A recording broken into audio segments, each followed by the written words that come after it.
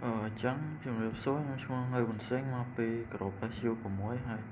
វីដេអូនេះខ្ញុំធ្វើពី database server ចឹងដើម្បីធ្វើអានឹងបានខ្ញុំត្រូវ login ចូលក្នុង ES2 instance ហើយ install database service ហ្នឹងដែលខ្ញុំជ្រើសរើសយក MySQL ហើយអានេះគឺជា scope របស់ខ្ញុំMySQL service ហ្នឹងខ្ញុំ install វាហើយអញ្ចឹងខ្ញុំ check មើល status របស់វា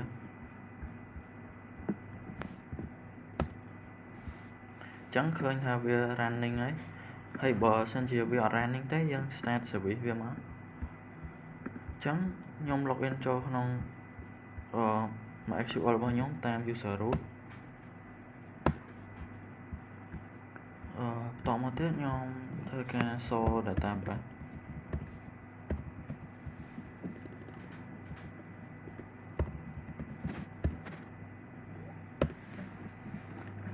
ចឹងឃើញ database របស់ខ្ញុំមានប៉ុណ្ណឹងចឹងខ្ញុំតែ create database ថ្មីមួយទៀត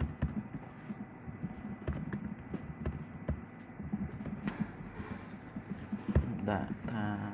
database បានហើយហើយខ្ញុំ show database ម្ដងទៀត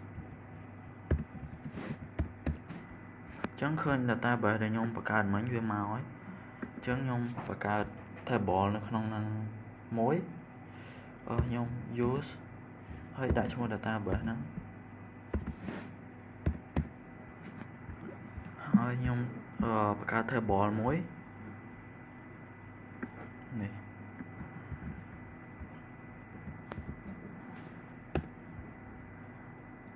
អញ្ចឹងខ្ញុំ show table ចឹងឃើញថា table ដែលខ្ញុំបង្កើតមិញមកនៅក្នុង table បានណាឈ្មោះ customer ឈ្មោះ table ចឹងអីដែលខ្ញុំធ្វើបន្ទាប់ទៀតគឺខ្ញុំ test drop table ហ្នឹងចោលវិញdrop table customer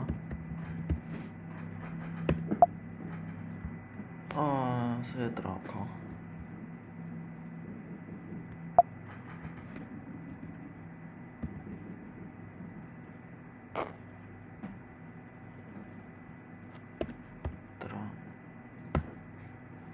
ចឹងខ្ញុំ show table ម្ដងទៀតចឹងឃើញថា table មិញខ្ញុំលុបបាត់ហើយមួយទៀតខ្ញុំ show database វិញ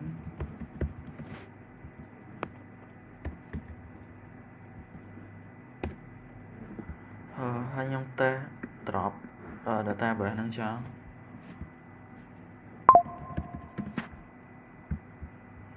drop database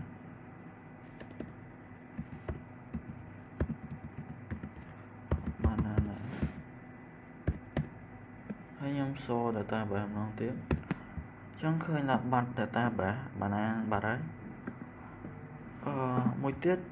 យើងអាច check មើល user ហើយបង្កើត user បានដូចគ្នាចឹង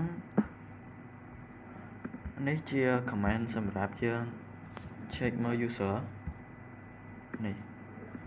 ហើយយើងអាចបង្កើត user បានដូចគ្នាប៉ុន្តែដោយសារតែខ្ញុំ remote ចឹងខ្ញុំខ្លាចវាដាច់ចឹងគ្រាន់តែ show បានហើយយើងអាច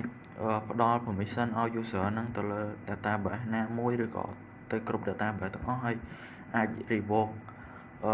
permission ហ្នឹងចេញពី user វិញបានដូចគ្នាអញ្ចឹងវីដេអូខ្ញុំមានតែប៉ុណ្្នឹងទេជម្រាបលា